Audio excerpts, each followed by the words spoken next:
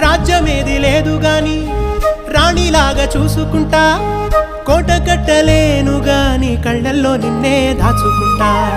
రాత ఎట్లా రాసి ఉన్నా ఆ మార్చి నీతో రాసుకుంటా.